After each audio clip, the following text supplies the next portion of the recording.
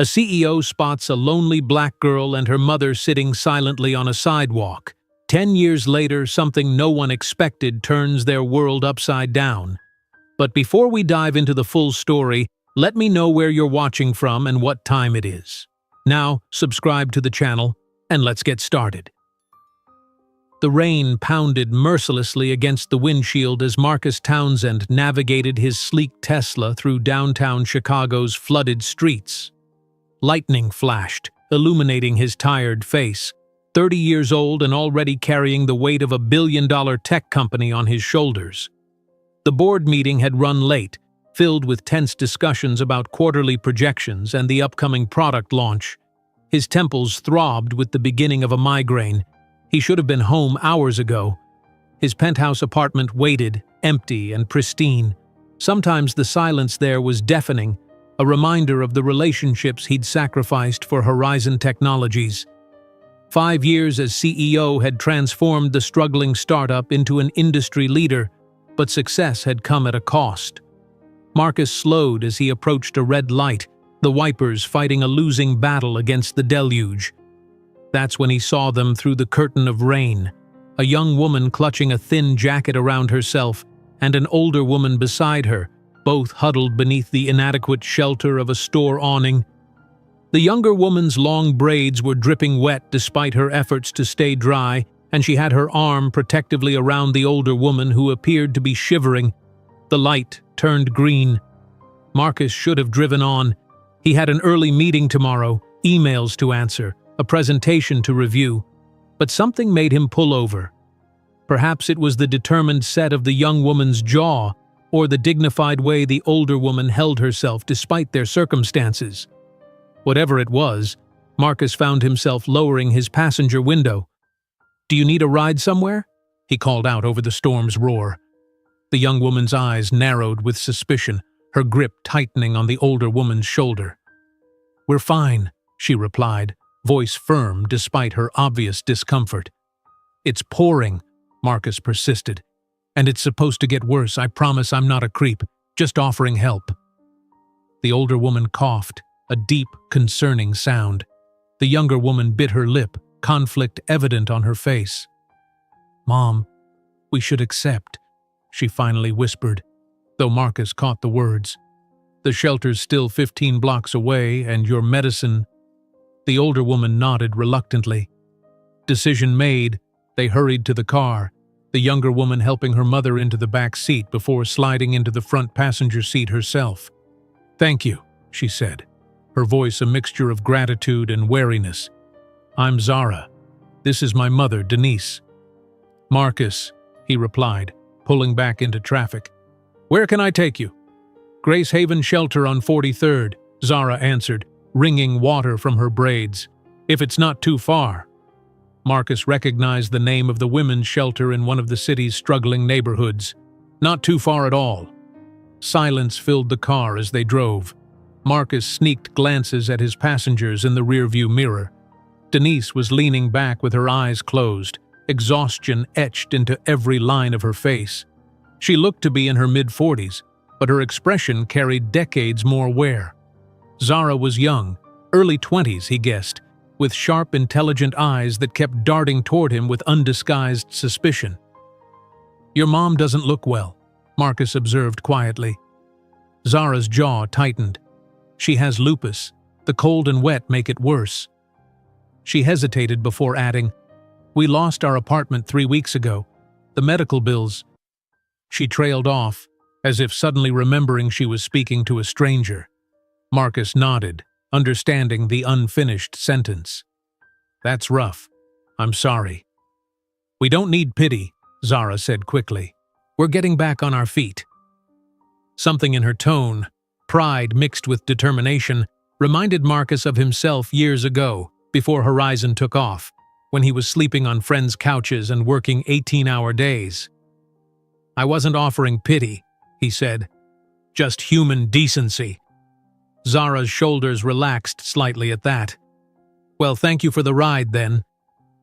As they approached the shelter, Marcus could see a line of people waiting outside despite the downpour. A handwritten sign on the door read, "At capacity." No, Zara whispered, leaning forward. No, no, no. They can't be full. In the back seat, Denise opened her eyes. What is it, baby? The shelter's full, Mom. Zara's voice cracked slightly. Let me go check. Maybe they can make an exception. Your condition. Everyone out there has a condition, Zara, Denise said softly. We'll figure something out. We always do. Marcus watched as Zara's determined facade momentarily crumbled. She was young, too young to carry such a burden. In that moment, he made a decision that would alter the course of all their lives.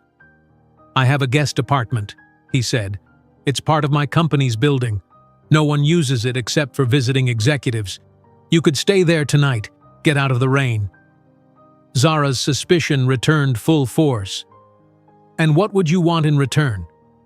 The question stung, though Marcus understood it. Nothing. Just the satisfaction of knowing you and your mom aren't out in this storm. Denise leaned forward. That's very kind, but we couldn't impose. It's not an imposition, Marcus insisted. The apartment sits empty most of the time. It has 2 bedrooms, a kitchen stocked with basics. You'd be doing me a favor, actually. Makes the place feel less wasteful. He could see Zara and Denise exchanging looks, having a silent conversation. Just for tonight, Zara finally said, and I want to see ID and where you work. Marcus smiled, appreciating her caution. Smart. I'd ask the same. As he turned the car around, heading toward the gleaming Horizon Technologies tower in the heart of downtown, Marcus couldn't have known that this simple act of kindness would set in motion events that would change everything. He was simply helping 2 strangers out of a storm, unaware that they were about to weather much bigger tempests together. The rain continued to pour as the Tesla glided through Chicago's streets, carrying 3 people whose lives had just become inexorably intertwined. In the eastern sky, hidden behind storm clouds, the first hint of dawn was approaching, though none of them could see it yet. The guest apartment exceeded anything Zara could have imagined. Located on the 35th floor of the Horizon Technologies building, it spanned over 2,000 square feet with floor-to-ceiling windows showcasing Chicago's glittering skyline. The furnishings were minimalist but expensive, all clean lines and neutral tones that screamed corporate luxury. This is what you call a guest apartment? Zara asked, unable to mask her amazement as Marcus flipped on lights and adjusted the thermostat. It's mainly for international clients and investors, he explained, opening cabinets in the kitchen. There's food, clean towels in the bathrooms, and the bedrooms are through there. Make yourselves at home. Denise sank onto the plush sofa, her expression a mixture of relief and discomfort at being in such opulent surroundings. We can't thank you enough, Mr. Townsend. Marcus, please. He placed his business card on the counter. My direct number's on there if you need anything. The security desk downstairs knows you're here, so you can come and go as you need to. Zara studied him, still wary despite her gratitude. In her 22 years, she'd learned that nothing came without strings attached, especially not from successful men. And how long can we stay? Marcus hesitated. Let's start with a few days, until you find something more permanent. After he left, Zara helped her mother to the master bedroom, where Denise practically collapsed onto the king-sized bed. We shouldn't be here, Zara whispered, pulling off her mother's wet shoes. We don't know him. Denise reached out, squeezing her daughter's hand. Sometimes, baby, you have to trust that good people still exist. I need to rest, and you need to stop worrying for one night. But worry was Zara's constant companion. 3 weeks ago, she'd been a full-time student at Chicago Community College while working part-time at a cafe. Then her mother's condition had worsened, requiring hospitalization. The medical bills piled up, her hours at work were cut, and suddenly they were facing eviction. The college fund Zara had been building, dollar by painstaking dollar, had been emptied to cover just a fraction of what they owed. Now, as she showered in a bathroom bigger than their old apartment's living room, Zara allowed herself a moment of weakness. Hot tears mixed with the steaming water, her sobs muffled by the spray. She cried for her interrupted education, for her mother's deteriorating health, for the unfairness of a system that could so easily discard them. When she emerged, wrapped in a fluffy bathrobe, Zara was once again composed, her determination restored. This luxury was temporary. Tomorrow she would look for another job, find a more affordable apartment, get them back on their feet. Morning came with unexpected quietness. No traffic noise penetrated the thick windows of the high-rise. Zara found her mother still asleep, breathing easier than she had in weeks. In the kitchen, she discovered a note propped against a basket of fresh fruit. Had to leave for an early meeting. Security has my permission for you to stay as long as needed. There's a pharmacy on the ground floor if your mother needs medications. Marcus. Beside the note was a company credit card with another sticky note. For emergencies. No arguments. Zara's first instinct was to leave the card untouched. Pride had been her armor for too long. But when she thought of her mother's nearly empty prescription bottles, practicality won out. She slipped the card into her pocket. At the building's pharmacy, the pharmacist looked skeptical when Zara presented her mother's prescriptions and the corporate card. A quick call to Marcus's office, however, transformed the woman's demeanor from suspicious to solicitous. "Mr. Townsend says to fill whatever medications are needed," she informed Zara with newfound respect. Back in the apartment, Zara found her mother awake and examining the view from the bedroom windows. "I got your prescriptions refilled," Zara said, placing the medications on the nightstand. Denise turned, her eyes questioning. "How did you afford them?" Marcus left a card for emergencies.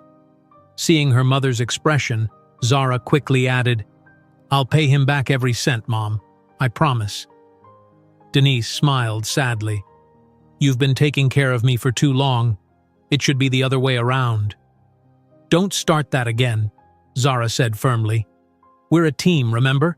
Now take your meds while I make breakfast." Their temporary sanctuary was extended beyond a few days. Marcus stopped by occasionally, always respectful of their space, bringing groceries or asking if they needed anything. Zara learned he worked punishing hours, often arriving at the office before dawn and leaving well after midnight. One evening, about 2 weeks into their stay, Zara was returning from a job interview when she found Marcus in the apartment's kitchen, tie loosened, sleeves rolled up, attempting to cook. "What are you doing?" she asked, setting down her purse. He looked up, somewhat sheepish. "I thought I'd make dinner. How was the interview?" "They want someone with more experience," Zara replied, shrugging off her disappointment. She nodded toward his culinary efforts. "And you're about to burn those onions." Marcus stepped back from the stove, surrendering the spatula when she held out her hand. "I never learned to cook properly. Too busy building a company." "And I never learned to build a company. Too busy learning to cook," Zara countered, rescuing the sautéing vegetables. He laughed, a genuine sound that made him look younger. Touché. Together they prepared a simple meal, and for the first time, Marcus stayed to eat with them. The conversation flowed more easily than expected, covering everything from Denise's former career as a high school literature teacher to Marcus's unlikely rise from foster care to tech entrepreneur. "Wait," Zara said, setting down her fork. "You were in foster care?" Marcus nodded. "From ages 8 to 18. 10 years, 7 different homes." "But you're—" Zara gestured vaguely at his expensive watch, his tailored shirt. "Rich now?" He smiled without humor. "Funny how money makes people forget you were ever poor." Something shifted between them that night.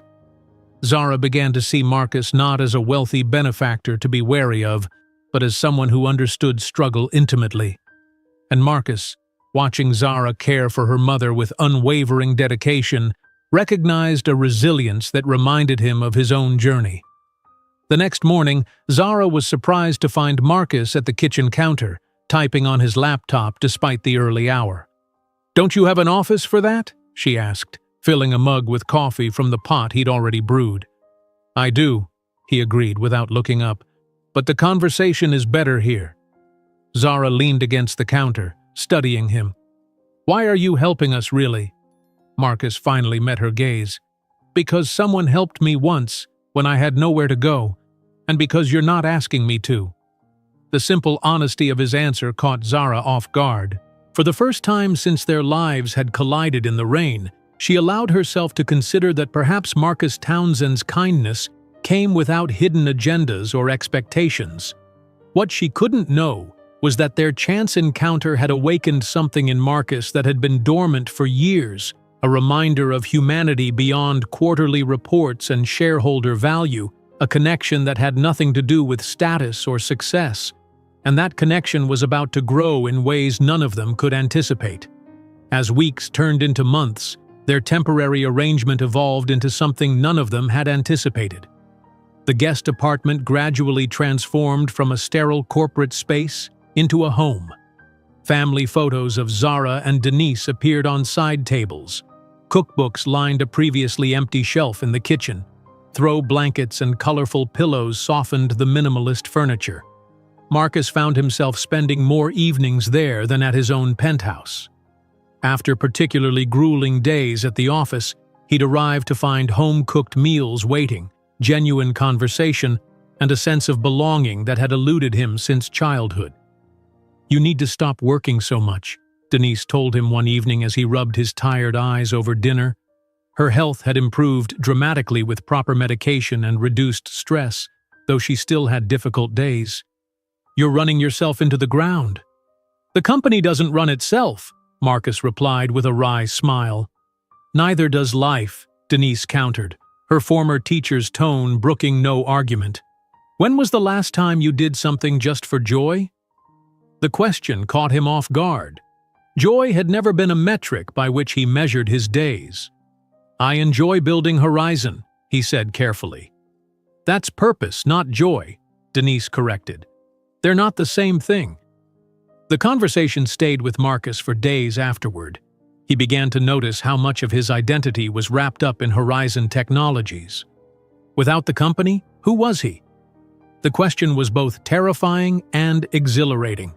Meanwhile, Zara had found work as an administrative assistant at a community health clinic, a job that paid modestly but offered flexible hours so she could continue caring for her mother. She had also re-enrolled in 2 night classes at the community college, determined to continue her education despite their setbacks. One evening, Marcus returned to find Zara at the dining table, surrounded by textbooks and looking frustrated. "Financial accounting," she explained when he asked what she was studying. "Makes no sense to me." Marcus set down his briefcase. "That's actually something I can help with." For the next 3 hours, he patiently walked her through balance sheets and income statements, explaining concepts that had once seemed impenetrable. Zara was a quick study, asking insightful questions that sometimes made Marcus reconsider his own understanding. "You're good at this," he told her as they wrapped up. "You have a natural head for business." Zara laughed. "Says the billionaire CEO to the girl who couldn't keep her family afloat." "That wasn't a failure of intelligence," Marcus said seriously.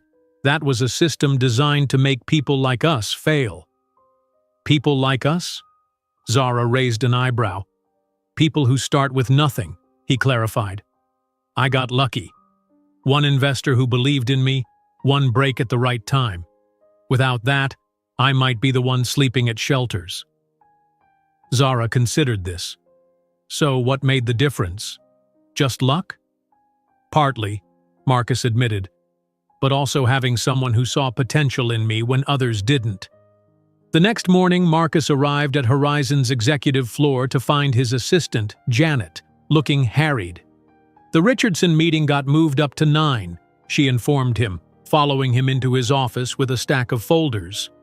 "And the development team is still having issues with the new platform launch. They need decisions on at least a dozen items today." Marcus nodded, mentally recalibrating his day. "What about the internship program we discussed last week?" "HR says they can start posting positions next month, but they'll need more guidance on qualifications and selection criteria." The internship had been Marcus's idea, a program specifically targeting students from disadvantaged backgrounds. The night before, watching Zara struggle with financial concepts despite her obvious intelligence had crystallized something he'd been considering for months. "Tell HR I want a meeting this afternoon," Marcus said, "and add Zara Johnson to the discussion. She's going to consult on the program." Janet looked confused. "Zara Johnson? Is she with one of our partner organizations?" "No," Marcus replied. "She's a friend with relevant expertise." When Marcus called to invite Zara to the meeting, her initial reaction was disbelief. "You want me to consult on a corporate internship program? I'm barely holding down my own job while taking classes." "That's exactly why I need your perspective," Marcus explained. "This program is for people like you, smart, capable, but facing barriers. Who better to help design it than someone who understands those barriers firsthand?" After some persuasion, Zara agreed to attend the meeting on her lunch break. She arrived at Horizon Technologies' sleek headquarters feeling distinctly out of place among the polished professionals striding through the lobby. The receptionist's eyes widened slightly at her casual attire but directed her to the executive elevators after confirming her appointment. The meeting was held in a glass-walled conference room with panoramic views of the city. 6 people were already seated around the table when Marcus led Zara in, introducing her simply as our consultant on the Access Initiative. For the first few minutes, Zara said nothing, observing the corporate dynamics at play. The HR director presented a conventional internship framework, summer positions for college juniors and seniors, standard application process, unpaid but offering course credit. When Marcus asked for her thoughts, Zara hesitated, then spoke candidly. "This program won't reach the people you're targeting," she said. "Unpaid internships are only viable for students who have financial support from elsewhere, and your application process screens for traditional markers of success that disadvantaged students often lack, even when they have the raw talent." The HR director looked offended, but Marcus leaned forward, interested. "What would you suggest instead?" Zara outlined an alternative: paid positions with flexible hours, recruitment through community colleges and neighborhood organizations rather than prestigious universities, and evaluation criteria that considered potential and life experience alongside traditional qualifications. "If you want diversity of thought, you need to create conditions where diverse people can actually participate," she concluded. There was a moment of silence after she finished. Then Marcus smiled. "That's exactly what we're going to do. Janet, make sure Zara's recommendations are implemented in full." After the meeting, walking Zara back to the elevator, Marcus asked, "Would you consider overseeing the program? We could hire you as a consultant, work around your school schedule." Zara stopped walking. "Why are you doing this?" "Because you're right," Marcus said simply, "and because Horizon needs people who will tell me when I'm wrong." That conversation marked another turning point. Zara began working part-time at Horizon, bringing fresh perspective to the internship initiative while continuing her studies. Marcus arranged for her community college credits to transfer to Northwestern University, where she could complete her business degree while working. Denise watched these developments with a mixture of pride and concern. One evening, as Zara reviewed applications for the first cohort of interns, Denise sat beside her on the couch. "You and Marcus are spending a lot of time together," she observed carefully. Zara looked up from her laptop. "It's just work, Mom." "Is it?" Denise asked softly. "Because I see the way you light up when he walks in, and the way he looks at you when you're not watching." "That's ridiculous," Zara protested, though a flush crept up her neck. "He's my boss, and he's done enough for us already." "He stopped being just your boss months ago," Denise pointed out. "And kindness isn't a debt to be repaid. It's a connection to be honored." Later that night, Zara found herself unable to sleep, her mother's words echoing in her mind. Had her feelings for Marcus shifted from gratitude to something more complex? And even if they had, what could come of it? Their worlds, despite recent intersections, remained fundamentally separate. She was a struggling student with a sick mother and mountains of debt. He was a CEO with responsibilities to shareholders and a company that demanded everything from him. Yet the next morning, when Marcus appeared in the kitchen before dawn, 2 cups of coffee in hand and a quiet good morning on his lips, Zara couldn't deny the flutter in her chest or the warmth that spread through her at his simple presence. They were approaching a crossroads, all 3 of them. The question was whether they would continue forward together or if the realities of their different lives would ultimately pull them apart. Autumn arrived in Chicago with a spectacular display of color that transformed the city's parks into canvases of gold and crimson. Nearly 6 months had passed since that rainy night when Marcus had spotted Zara and Denise huddled beneath the awning. 6 months that had altered the trajectories of all their lives in ways none of them could have predicted. The internship program was thriving under Zara's guidance. The first cohort of 20 interns, recruited from community colleges, neighborhood programs, and even homeless shelters, had completed their summer term with remarkable success. 4 had already been offered permanent positions at Horizon, while others had secured jobs with partner companies, their potential recognized and nurtured rather than overlooked. Zara's role had expanded beyond the internship initiative. Marcus increasingly sought her perspective on broader company matters, valuing her ability to identify blind spots in Horizon's approach to products and markets. She had an intuitive understanding of what real people needed from technology, rather than what Silicon Valley thought they should want. "We need to make the health monitoring feature more accessible," she argued during a product development meeting. "Not everyone has the latest smartphone or consistent internet access." The senior developers exchanged looks. They weren't accustomed to having their expertise challenged, especially not by someone they viewed as an outsider. "That would require a complete redesign of the architecture," one of them protested. "The timeline would be extended," Marcus interrupted. "But Zara's right.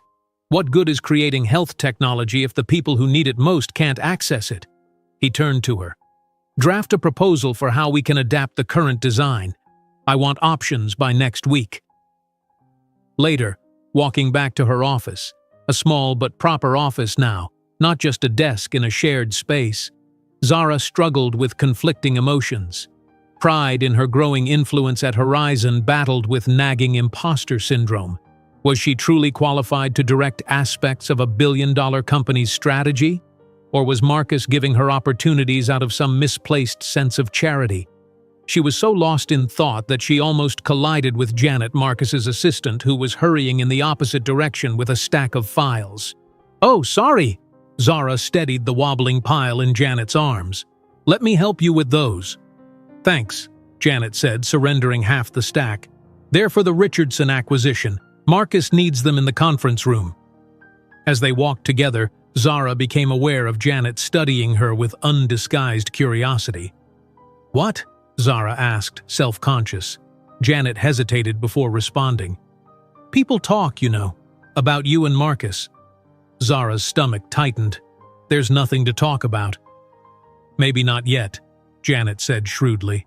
"But I've worked with him for 5 years and I've never seen him like this. More focused, more engaged, happier."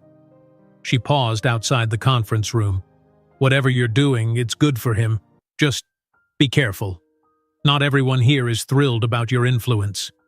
Before Zara could respond, Janet took the files and disappeared into the meeting, leaving Zara standing in the hallway with a jumble of new concerns. That evening, Zara returned to the apartment. She still thought of it as temporary, though it had become home, to find her mother and Marcus preparing dinner together, an increasingly common occurrence. The sight of them moving comfortably around the kitchen, Denise instructing Marcus on the proper way to dice onions, filled Zara with a complicated warmth. "How was class?" Denise asked, noticing her arrival. "Challenging," Zara admitted, setting down her backpack.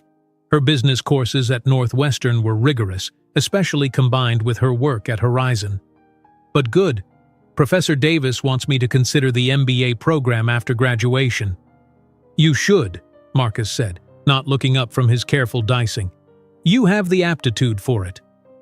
I also have approximately negative $50,000, Zara pointed out dryly. Scholarships exist, Marcus replied, and Horizon has a tuition assistance program for promising employees. Zara bit back a reflexive retort about not wanting special treatment. The truth was, she did want to pursue an MBA. The past months at Horizon had awakened ambitions she'd never allowed herself before. Dreams of creating something meaningful, of building systems that worked for people like her mother instead of against them. After dinner, Marcus received a call that took him into the living room, his voice dropping to the serious tone he used for business matters. Denise watched him go, then turned to Zara with a knowing look. "That man is in love with you," she said quietly. Zara nearly dropped the plate she was rinsing. "Mom, don't mom me. I have eyes." Denise took the plate from her daughter's hands. "The question is, what are you going to do about it?" "Nothing," Zara hissed, glancing toward the living room. "He's not in love with me. He's just a good person who helped us when we needed it." "A good person who looks at you like you hung the moon?" Denise shook her head. "Zara, you've spent your whole life taking care of me, putting your dreams on hold. Don't let fear keep you from happiness now." Before Zara could formulate a response, Marcus returned, his expression troubled. "Everything okay?" she asked. "That was my lawyer," he said. "There's a situation I need to handle, a hostile takeover attempt by Vantage Corp. They're trying to acquire enough shares to force changes to the board." Zara knew Vantage Corp by reputation, a larger tech company known for acquiring promising startups, stripping them for valuable technology, and discarding the rest. "What does that mean for Horizon?" Denise asked, concern evident in her voice. "If they succeed, they'll likely dismantle most of what we've built," Marcus explained, including the internship program and our community initiatives. Vantage cares about profit margins, not social impact. "Can you stop them?" Zara asked. "I'm trying." He ran a hand through his hair, a rare gesture of frustration. "But they've been quietly buying shares for months. We're in a vulnerable position." Zara felt a surge of protectiveness, not just for Marcus, but for the vision they had begun to build together at Horizon. "What can I do to help?" Marcus looked at her for a long moment. "Actually, there might be something." The next 2 weeks were a whirlwind of strategic meetings, late nights reviewing financial documents, and coordinated efforts to counter Vantage's takeover attempt. Zara postponed her classes to work alongside Marcus, her unique perspective proving invaluable as they courted potential allies among shareholders. "They care about more than just quarterly returns," she insisted during a strategy session. "Show them the long-term impact of our community programs, how they're creating a pipeline of talent and goodwill that will benefit Horizon for years." Marcus implemented her suggestion, presenting shareholders with compelling data on how Horizon's social initiatives were driving customer loyalty and attracting top talent. Slowly, support for their resistance to the takeover began to build. The crisis created a new intimacy between them, born of shared purpose and high stakes. They worked in seamless tandem, anticipating each other's thoughts, building on each other's ideas. More than once, Zara caught herself staring at Marcus during these sessions, admiring his strategic mind and unwavering principles. And more than once she looked up to find his eyes already on her, with an expression that made her heart race. On the night before the shareholder vote that would determine Horizon's fate, they worked later than usual, spreadsheets and presentation slides scattered across the dining table. Denise had gone to bed hours earlier, leaving them alone in the soft glow of laptop screens. "I think we've done everything we can," Marcus finally said, rubbing his tired eyes. "Now we wait for the vote." Zara nodded, gathering empty coffee mugs. "For what it's worth, I believe we'll win. The shareholders would be fools to side with Vantage." "Thank you," Marcus said softly. "Not just for tonight, but for everything these past weeks. I couldn't have done this without you." Yes, you could have, Zara corrected him. You're brilliant at what you do. I just helped around the edges. Marcus stood, taking the mugs from her hands and setting them down. That's not true, and you know it. You've changed how I think about business, about what Horizon can be. You've changed. He hesitated, then finished simply, everything. The air between them grew charged with unspoken feelings. Zara was acutely aware of his proximity, of the fact that they were alone, of the way his eyes kept dropping to her lips. "Marcus," she whispered, uncertain whether she was warning him away or inviting him closer. He reached out, his fingertips brushing her cheek with exquisite gentleness. "I don't want to complicate things," he said, his voice low. "You're building a career at Horizon. Your mother's health depends on stability. I've tried to keep my feelings in check, but they won't stay checked?" Zara finished for him, her own voice barely audible. "No," he admitted, "they won't." The moment hung suspended between them, full of possibility and risk. Then Zara did what she had been wanting to do for longer than she cared to admit. She closed the distance between them and pressed her lips to his. The kiss was tentative at first, then deepened as Marcus responded, his arms encircling her waist, drawing her closer. It felt like the culmination of something that had been building since that rainy night, a recognition of a connection that transcended their different backgrounds and circumstances. When they finally broke apart, both slightly breathless, Marcus rested his forehead against hers. "Whatever happens tomorrow with the vote," he murmured, "this, us, is what matters most." Neither of them could have predicted just how prophetic those words would prove to be. The shareholder vote was scheduled for 2 p.m. the following day. Marcus arrived at Horizon headquarters at dawn, impeccably dressed in his most commanding suit, the picture of confidence despite the churning anxiety beneath the surface. Zara joined him an hour later, having insisted on being present despite his concerns about putting her in the crossfire. "I'm already in this," she reminded him, "all the way." The morning passed in a blur of last-minute calls and preparations. By noon, the boardroom was filling with executives, legal teams, and major shareholders. Zara positioned herself discreetly at the back of the room, observing the power dynamics at play. She recognized Gerald Vance, the CEO of Vantage Corp, surrounded by a phalanx of suited men, all white, all sporting identical expressions of smug certainty. As Marcus called the meeting to order, Zara studied the faces of the undecided shareholders. She had helped prepare detailed profiles on each of them, identifying their priorities and potential concerns. Some seemed genuinely torn, weighing Marcus's vision for Horizon against Vantage's promises of immediate returns. "Before we proceed to the vote," Marcus began, his voice steady, "I want to address the fundamental question at stake today. What kind of company do we want Horizon to be?" He outlined two competing visions: Vantage's approach of maximizing short-term profits through aggressive cost-cutting and asset liquidation versus his own strategy of sustainable growth through innovation and community investment. The internship program many of you questioned as an unnecessary expense has now generated 6 patents that will drive our growth for years to come, Marcus pointed out. Our community health initiative has opened markets previously inaccessible to us. These aren't charitable distractions. They're sound business strategies that also happen to benefit society. Gerald Vance stood, his expression dismissive. "Pretty words, Townsend, but the numbers tell a different story.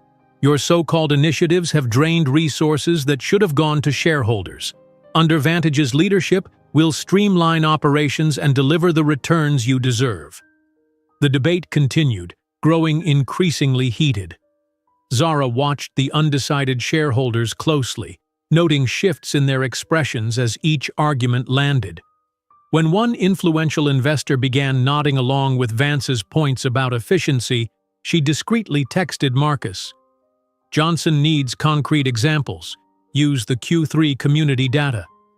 Marcus smoothly incorporated her suggestion, presenting compelling statistics that showed how Horizon's community programs had directly improved their market position. The investor's expression shifted back to uncertainty. As the vote approached, tension in the room mounted. Zara caught Marcus's eye across the boardroom, giving him a subtle nod of encouragement. Whatever happened, she was proud of how he had fought for his vision, their vision, of what business could be. The results were painfully close. When the final tally was announced, 52% in favor of rejecting Vantage's offer, a collective exhale rippled through Horizon's team. They had won, but barely. The margin was razor-thin, a stark reminder of how fragile their position remained. Marcus acknowledged the vote with dignified gratitude, thanking shareholders for their continued trust, while extending a conciliatory hand to those who had opposed him. But when Gerald Vance approached him after the formal proceedings, his expression was anything but conciliatory. "This isn't over, Townsend," he said quietly, his smile not reaching his eyes. "You've bought yourself some time, that's all." "Then we'll use it well," Marcus replied evenly. Later that evening, the apartment was filled with quiet celebration. Denise had prepared Marcus's favorite meal, and the three of them toasted with sparkling cider to Horizon's narrow escape. "To fighting the good fight," Denise proposed, raising her glass. "And winning," Zara added. "For now," Marcus amended, his expression thoughtful, "Vance won't give up easily. He'll be looking for other angles, weaknesses to exploit."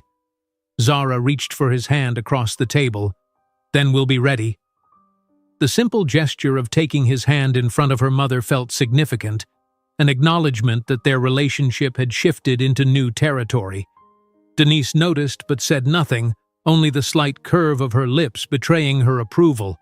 After dinner, Marcus received a call from Janet about an urgent matter requiring his attention at the office. As he prepared to leave, Zara walked him to the door. "Will you be late?" she asked. "Probably," he admitted. "But tomorrow is Saturday. Maybe we could take the day off? Do something normal for once?" "Normal?" Zara teased. "I'm not sure I remember what that is." He smiled, touching her cheek gently. "A museum, perhaps. Or that bookstore you mentioned wanting to visit. Just us, no talk of hostile takeovers or quarterly projections." "I'd like that," she said softly. Their goodbye kiss was brief but tender, still new enough to send butterflies through Zara's stomach. As she watched him walk toward the elevator, she was struck by how dramatically her life had transformed in just 6 months.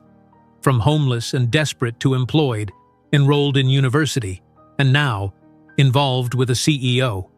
It seemed surreal. Returning to the kitchen, she found her mother loading the dishwasher with a knowing expression. "Not a word," Zara warned, though she couldn't suppress her smile. "I don't need to say anything," Denise replied. "Your face says it all." They worked in companionable silence for a few minutes before Denise spoke again, her tone more serious. "I've been thinking about finding my own place." Zara's hands stilled on the plate she was rinsing. "What? Why?" "Because you and Marcus need space to figure out what you're becoming to each other," Denise said gently. "And because it's time for me to reclaim some independence. My health is better, and I've been talking with the principal at my old school about returning to teaching part-time." "Mom, you don't have to do this. We have plenty of space here, and your health is more stable than it's been in years," Denise finished for her. "The stress of our previous situation was making everything worse. Now, with proper care and less worry, I'm doing much better." Zara studied her mother's face, recognizing the determined set of her jaw, the same expression people said Zara herself wore when she had made up her mind. "Where would you go?" she asked finally. "There's a nice senior living community not far from here. It's independent living, but with medical staff on site if needed. I visited last week while you were in class." Zara was stunned. "You've already been looking? Why didn't you tell me?" Denise took her daughter's hands. "Because you would have tried to talk me out of it. You've spent most of your life taking care of me, Zara. It's time for you to live your own life, chase your own dreams." Tears welled in Zara's eyes. "But you're my family, my responsibility. I'm your mother." Denise corrected firmly. "And my responsibility is to make sure you have the freedom to build your future. Marcus is part of that future, I think, and I won't stand in the way of that by being the third wheel in your relationship." Zara wanted to protest further, but the truth in her mother's words stopped her. Their roles had been reversed for so long, with Zara as the caretaker and decision-maker. Allowing Denise to reclaim her autonomy would require Zara to release some control, a frightening prospect, but perhaps a necessary one. "At least promise me you'll let us help set everything up," Zara conceded. "And that you'll come for dinner multiple times a week." Denise smiled, visibly relieved that Zara wasn't fighting her decision. "Of course, and you'll both always be welcome to visit me. My new place has a lovely community garden I can show off." As they finished cleaning the kitchen, Zara's phone buzzed with a text from Marcus. "Meeting running long. Miss you already." The simple message sent warmth spreading through her chest. Whatever lay ahead, challenges at horizon, her mother's move, the uncharted territory of her relationship with Marcus, Zara felt, for perhaps the first time in her adult life, that she wasn't facing it alone. Outside the apartment windows, Chicago's skyline glittered against the night sky, a constellation of lights representing countless lives and stories unfolding simultaneously. Somewhere in that urban tapestry, Marcus was working late, fighting to preserve his vision for Horizon. Soon, her mother would carve out a new space for herself, reclaiming independence. And Zara stood at a crossroads of possibility, her future no longer constrained by circumstance but expansive with potential. The thought was both exhilarating and terrifying. For someone who had spent years in survival mode, planning no further ahead than the next bill payment or medical appointment, the luxury of dreaming bigger required a mental adjustment. But as she gazed out at the city lights, Zara allowed herself to imagine what might be possible now, not just for herself, but for all the people like her who deserved a chance to thrive. And in that moment of quiet contemplation, a seed was planted, an idea that would, in time, grow into something none of them could have anticipated. The following months brought seismic shifts in all their lives. Denise moved into her senior living community, thriving in her newfound independence and gradually returning to part-time teaching.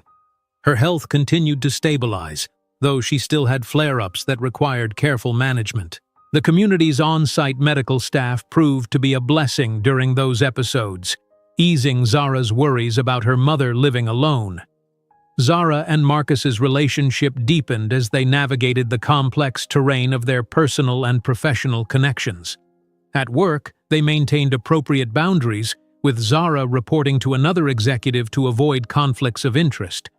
Her role at Horizon expanded to overseeing all community engagement initiatives, which now included the internship program, educational partnerships, and a new healthcare access project.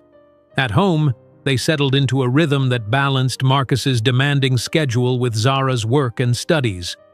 Weekends became sacred time for them to decompress together, visiting museums, exploring Chicago's neighborhoods, or simply reading side by side in comfortable silence. These quiet moments revealed dimensions of Marcus that few others saw: his dry sense of humor, his passion for obscure historical facts, his surprising talent for sketching landscapes. One Sunday morning, as they lingered over coffee and the newspaper on their balcony, Marcus broached a subject that had been on his mind. "I've been thinking about what's next for Horizon," he said, setting down his mug. "The takeover attempt showed how vulnerable we are. We need to diversify, expand our impact." Zara looked up from the business section. "You have something specific in mind?" It wasn't a question. She had come to read him remarkably well. "Healthcare technology," Marcus confirmed. "Not just monitoring devices for people who already have access to good care, but solutions for underserved communities, bridging gaps in access, affordability, diagnostic capabilities." "That's a significant pivot from our current products," Zara observed. "The board would need convincing." "Which is why I want you to lead the research initiative," Marcus said. You understand the needs in a way most of our executives never could. Your experience with your mother's healthcare challenges gives you insight that can't be taught in business school." Zara was silent for a moment, turning the proposition over in her mind. "You know that would put me in direct line of fire from Vance and his allies. They're already looking for ways to discredit me as your—" She hesitated, then finished. "Girlfriend." The word still felt strange on her tongue, inadequate to describe what they had become to each other. "All the more reason to make sure your role is substantive and your contributions undeniable," Marcus countered. "I'm not suggesting this because of our relationship. I'm suggesting it because you're the right person for the job." Zara recognized the truth in his words. Her experiences navigating America's labyrinthine healthcare system with her mother had given her first-hand knowledge of its failures and gaps, knowledge that could translate into meaningful innovations.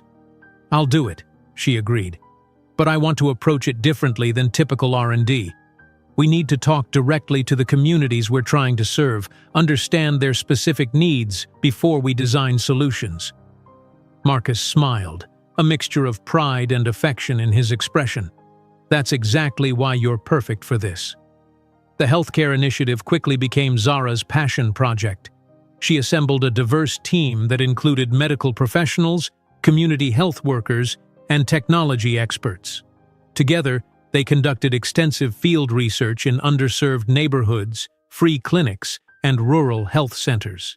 The stories they gathered were both heartbreaking and illuminating. Elderly patients rationing medications because they couldn't afford refills, parents delaying their children's care because they couldn't take time off work, rural communities where the nearest specialist was a 3-hour drive away. "We're not just building technology," Zara told her team during a strategy session. "We're creating access points, bridges over systemic gaps." The first prototype they developed was a diagnostic platform that could operate without consistent internet connectivity, allowing rural clinics to perform tests that would normally require expensive equipment or specialist referrals. The second was a medication management system that combined simplified scheduling with cost-saving alternatives, helping patients maximize their healthcare dollars. When Zara presented these concepts to Horizon's board, the reception was mixed. Some members immediately grasped the market potential and social impact. Others, particularly those aligned with Vantage's interests, were skeptical. "The development costs would be substantial," one director pointed out, "and the return on investment is speculative at best." "Actually," Zara countered, pulling up detailed financial projections, "our analysis shows these platforms would open entirely new markets for Horizon. Yes, initial costs are high, but the scalability is unprecedented." She advanced to the next slide, showing potential partnerships with major healthcare providers and government agencies. These stakeholders have already expressed strong interest in pilot programs. The board ultimately approved funding for continued development, though by a narrower margin than Zara had hoped. As she and Marcus left the meeting, she couldn't shake the feeling that opposition to their vision was growing more organized. "We need to be prepared for more resistance," she murmured as they walked to the elevator. "Vance's people on the board are coordinating their objections." Marcus nodded grimly. "I've noticed. They're building a case against our diversion of resources, as they call it." "Then we need to make sure these projects succeed beyond anyone's expectations," Zara said determinedly. Over the next several weeks, Zara threw herself into the healthcare initiative with renewed vigor. She worked punishing hours, often arriving at the office before dawn and leaving well after midnight. The pressure to deliver results became her driving force, sometimes at the expense of her own well-being. Marcus noticed the toll it was taking. One evening, he found her still at her desk at 11 p.m., surrounded by clinical trial data and market analyses. "You missed dinner," he said quietly, setting a takeout container beside her. Zara looked up, blinking as if emerging from a trance. "I'm sorry. Lost track of time." "You've been losing track of time a lot lately." Marcus sat on the edge of her desk. "When was the last time you visited your mother?" The question hit a nerve. Zara hadn't been to Denise's new place in over 2 weeks, breaking her promise to visit regularly. "I called her yesterday," she defended weakly. "Zara." Marcus's voice was gentle but firm. "You're driving yourself into the ground, the same way you used to accuse me of doing." "This is different," she insisted.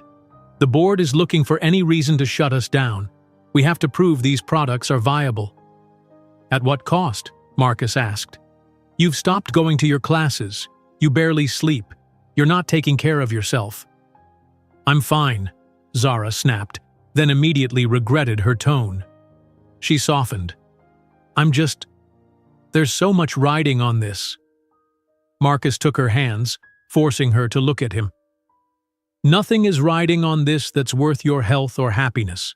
Not Horizon, not the healthcare initiative, not our relationship with the board. Nothing." The sincerity in his eyes made her throat tighten. "I can't fail at this," she whispered. "Not when we're so close to creating something that could help people like my mom." "You won't fail," Marcus assured her. "But you need balance. Remember what your mother said to me once? Purpose isn't the same as joy. You need both." The reminder of Denise's wisdom brought a reluctant smile to Zara's face. "When did you get so reasonable?" "I learned from watching you," he replied, pulling her gently to her feet. "Now come home. The data will still be here tomorrow." That night, lying beside Marcus in their darkened bedroom, Zara confronted an uncomfortable truth. She had been pushing herself to prove something, not just to the board or to Vance's allies, but to herself. Despite her success at Horizon, despite Marcus's unwavering belief in her abilities, some part of her still felt like the desperate girl from that rainy night, constantly at risk of losing everything. "I'm afraid," she admitted into the darkness, her voice barely audible. Marcus turned toward her. "Of what?" "That none of this is really mine. That it could all disappear as quickly as it came." She swallowed hard. "That I don't actually deserve any of it." Marcus was quiet for a long moment. Then he reached for her hand in the darkness. "I understand that fear better than you know. Foster care teaches you that nothing is permanent, that security is an illusion." "How did you overcome it?" Zara asked. "I'm not sure I have entirely," he admitted. "But I've learned to recognize it for what it is, a ghost from the past, not a truth about the present." His fingers intertwined with hers. "You belong here, Zara. Not because of me or anyone else, but because of who you are and what you've built." The next morning, Zara took a rare day off. She visited her mother, spending hours catching up over tea in Denise's sunny apartment, then attended her advanced finance class for the first time in weeks. By evening, when she returned home, she felt more centered than she had in months. Marcus was working in his home office when she arrived. She stood in the doorway watching him for a moment before speaking. "I've been thinking about something," she said. He looked up, smiling at the sight of her. "That sounds ominous." "Not ominous. Clarifying." Zara entered the room, perching on the edge of his desk. "What if we approached healthcare access from a different angle, not just creating technology, but changing the system itself?" Marcus leaned back in his chair, intrigued. "I'm listening." "A foundation," Zara explained, her enthusiasm building as she articulated the idea that had been forming in her mind.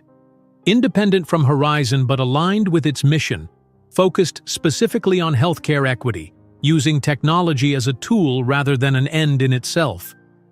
As she outlined her vision, Marcus's expression shifted from interest to excitement. This wasn't just a product or a program, it was a movement, a structural approach to addressing systemic failures, and it would allow them to operate outside the constraints of shareholder expectations while still leveraging Horizon's resources and expertise. "It's brilliant," he said when she finished. "A perfect complement to what we're already building." "You really think so?" Zara asked, still uncertain despite her conviction. "I know so." Marcus stood, taking her hands. "And I know exactly who should lead it." The look in his eyes told her everything. This wasn't just about business strategy or market opportunities. This was about creating a legacy together, one that honored their shared experiences and values. A foundation built not only on technology and innovation, but on empathy and lived understanding of the problems they were trying to solve. And in that moment, Zara finally allowed herself to believe that perhaps the life she was building wasn't temporary after all, that some dreams, once you dare to pursue them, have a way of taking root and flourishing beyond anything you could have imagined. The Horizon Healthcare Access Foundation was born on a snowy morning in January, 18 months after that fateful rainy night. The launch event, held in the atrium of Horizon's headquarters, drew a diverse crowd: healthcare professionals, community advocates, tech industry leaders, and even a few celebrities who had embraced the cause. Denise, elegantly dressed and using a decorative cane more for stability than necessity, beamed with pride as she watched her daughter take the podium. Zara, now 24 and exuding a quiet confidence that had been hard-won, surveyed the assembled guests. Her gaze lingered briefly on Marcus, who stood at the back of the room, preferring to keep the spotlight on her today. The subtle nod he gave her carried more support than any words could express. "Good morning," Zara began. "Many of you know parts of my story, how I went from homelessness to Harvard Business School in under 2 years." She paused, acknowledging the unusual trajectory that had become something of a legend around Horizon. "What fewer people know is why healthcare access became my personal mission." She glanced at her mother. "My mom developed lupus when I was 16. For years, we navigated a healthcare system that seemed designed to exclude us at every turn. We faced impossible choices: pay for medications or pay for rent, schedule treatments or keep my job, preserve my mother's health or pursue my education." The room was silent, captivated by her candor. "These aren't unique challenges," Zara continued. "Millions of Americans face them every day. The Horizon Healthcare Access Foundation exists to change that reality, not through charity, but through systemic innovation." She outlined the foundation's three-pronged approach: developing affordable healthcare technologies, partnering with community organizations to deploy those technologies effectively, and advocating for policy changes to address structural barriers. "We're starting with a $50 million commitment from Horizon Technologies," Zara announced, prompting applause. "But our goal is to create self-sustaining solutions that generate their own momentum. This isn't about handouts. It's about creating systems that work for everyone, regardless of income, location, or circumstance." As she concluded her remarks, Zara caught sight of an unexpected face in the crowd: Gerald Vance, CEO of Vantage Corp, watching her with an inscrutable expression. His presence was a reminder that their vision still faced powerful opposition. The reception afterward was a whirlwind of congratulations and introductions. Healthcare executives wanted partnerships, philanthropists offered funding, and community leaders extended invitations to visit their clinics and centers. Through it all, Zara maintained the diplomatic poise she had developed over months of representing Horizon in high-stakes situations. It was nearly an hour before she could break away to find Marcus, who was deep in conversation with a senator known for her healthcare reform advocacy. "There she is," Marcus said warmly as Zara approached. "Senator Mitchell, may I introduce Zara Johnson, the Foundation's executive director and the visionary behind our healthcare initiatives." "Ms. Johnson, your speech was remarkable," the senator said, shaking Zara's hand firmly. "I'd love to have you testify before our Committee on Healthcare Innovation. We need voices like yours in Washington." After the senator moved on, Marcus squeezed Zara's hand discreetly. "You were incredible up there." "I was terrified," Zara admitted. "Still am, a little. It's one thing to plan all this, another to actually deliver." "You'll deliver," Marcus assured her. "Look around. You've already gathered the right people in this room. That's half the battle." Before Zara could respond, they were interrupted by Gerald Vance, who approached with the smooth confidence of a predator certain of its territory. "Quite the spectacle, Townsend," he said, his smile not reaching his eyes. "Though I can't help but wonder how your shareholders feel about this philanthropic detour." "Our shareholders approved the foundation's funding because they recognize that doing good and doing well aren't mutually exclusive," Marcus replied evenly. "Something Vantage might learn from." Vance's attention shifted to Zara. "Ms. Johnson, your rise has been meteoric. Harvard Business School, executive director of a major foundation, all before 25. His tone suggested this was more suspicious than impressive. One might wonder what other factors contributed to such rapid advancement. The implication was clear, and Zara felt heat rise in her cheeks, not from embarrassment, but from anger. Before she could respond, another voice joined the conversation. Perhaps talent, determination, and genuine insight into problems that ivory tower executives can't begin to comprehend. Denise had appeared at Zara's side, her expression pleasant but her eyes steely as they met Vance's. "Mom," Zara said, surprised and grateful for the intervention. "This is Gerald Vance, CEO of Vantage Corporation. Mr. Vance, my mother, Denise Johnson." "A pleasure," Vance said insincerely. "You must be very proud of your daughter's connections." "I'm proud of my daughter's character," Denise replied, unfazed by his barb. "She was extraordinary long before she met Marcus. The difference is that he recognized what others overlooked." Vance's smile tightened. "How touching. Well, I wish you all success with your noble endeavor, though in my experience mixing business with social crusades rarely ends well." He nodded curtly and moved away. "I should have been prepared for that," Zara said quietly once he was out of earshot. "It won't be the last time someone implies I slept my way into this position." "No, it won't," Denise agreed, her voice gentle but firm. "But each time it happens, you'll prove them wrong through your work. That's the only answer that matters." Marcus, who had been watching the exchange with barely contained anger, composed himself. "Your mother is right, and Vance's presence here confirms what we already knew. He sees the foundation as a threat to his interests." "Good," Zara said with unexpected fierceness. "He should be threatened. What we're building is the antithesis of everything Vantage stands for." The launch event marked the beginning of an intense period for all of them. Zara divided her time between the foundation's new offices in a renovated community center and her final semester at Harvard, where she was completing her MBA through a combination of online courses and monthly campus visits. The punishing schedule left little time for personal life, but the sense of purpose drove her forward. Marcus, meanwhile, was navigating his own challenges at Horizon. The board remained divided on the company's direction, with Vance's allies pushing for more conventional product lines and less emphasis on social impact initiatives. Each quarterly meeting became a battlefield, with Marcus fighting to maintain the vision he and Zara had shaped together.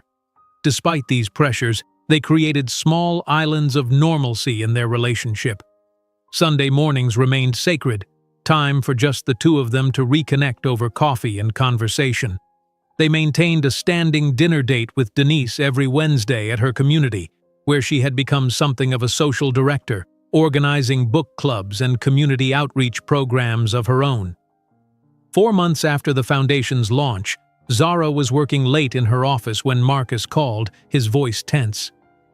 "We need to talk," he said without preamble. "I just received some concerning information from our legal team."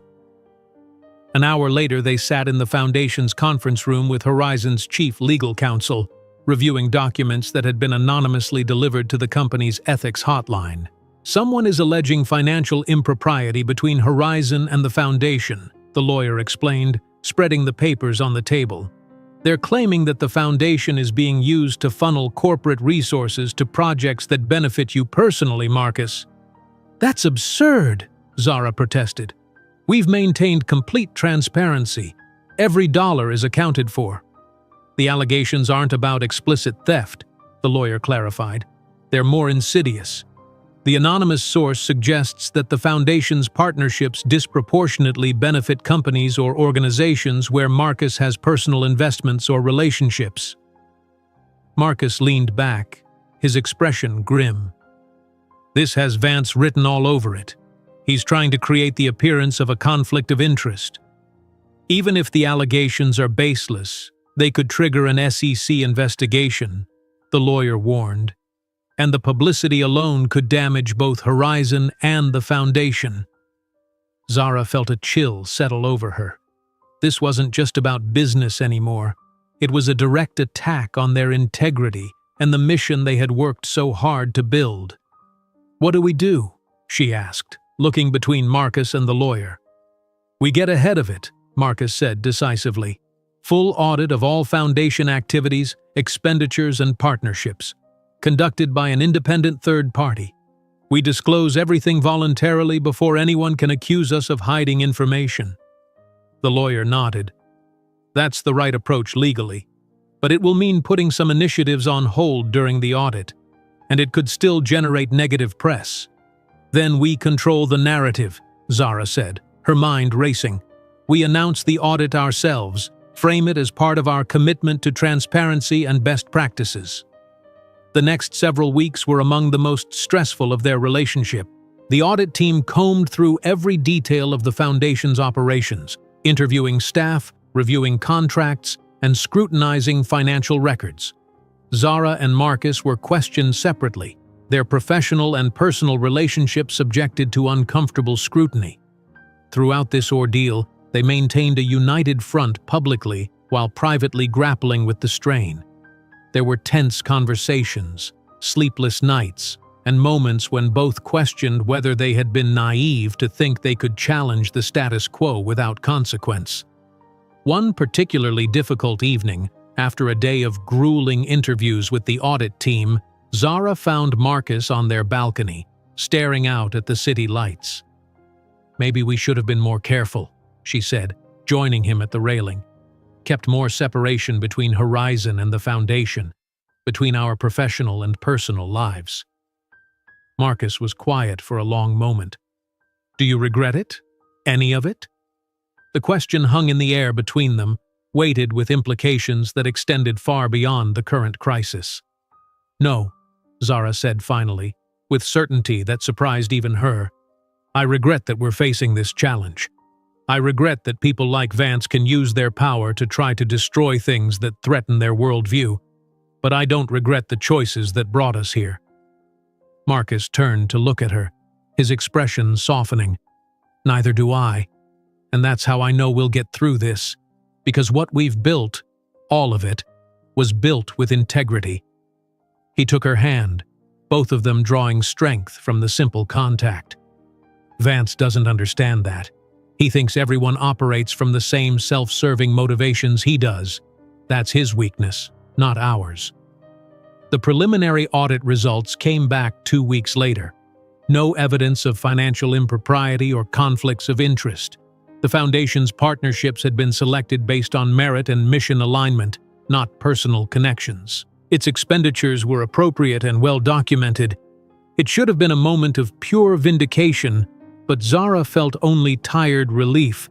The damage control had consumed valuable time and energy that should have gone toward their actual work. And although they had weathered this attack, she knew it wouldn't be the last.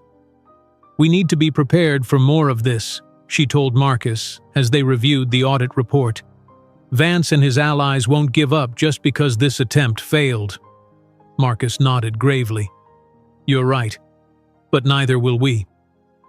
He closed the report and met her gaze directly. "I've been thinking a lot lately about what matters most, what I'm willing to fight for, what I can't live without." Something in his tone made Zara's heart beat faster. "And what conclusions have you reached?" "That's a conversation for another time," he said, a hint of mystery in his smile. "When we're not surrounded by auditors and lawyers. But soon, I promise." The cryptic response left Zara curious, but the demands of rebuilding momentum for the Foundation after the audit disruption soon consumed her attention. Whatever Marcus was contemplating, It would have to wait as they focused on getting their shared vision back on track. Harvard's graduation ceremony fell on a perfect June day, the campus resplendent with tradition and the buzz of accomplishment. Zara, in her cap and gown, stood among classmates who had traveled more conventional paths to their MBA degrees. Few knew the full extent of her journey, from homelessness to this moment in just over 2 years.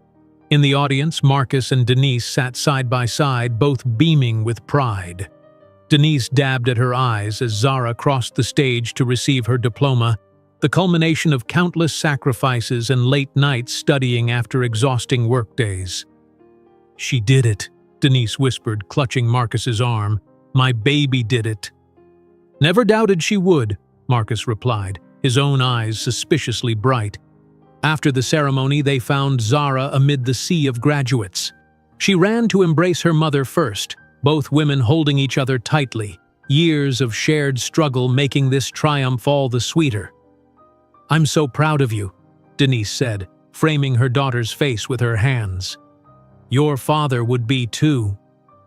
The mention of her father, who had died when Zara was just 12, brought fresh tears to her eyes. "I wish he could have been here." "He is, in his own way," Denise assured her, then stepped back to allow Marcus his turn. His hug lifted Zara off her feet, spinning her in a circle that made her laugh despite the solemnity of the occasion. When he set her down, his expression was tender, but also charged with something more, a decision reached, a threshold approached.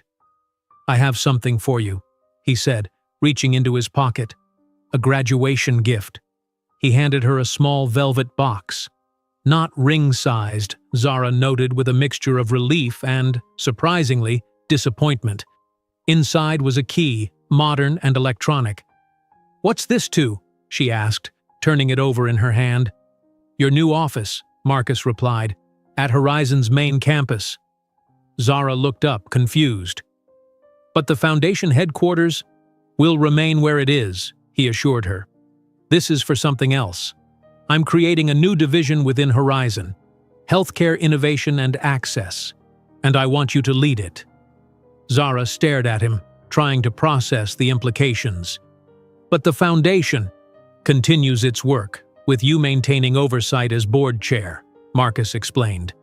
"But this new division will allow Horizon to directly integrate the principles we've been developing through the Foundation into our core business.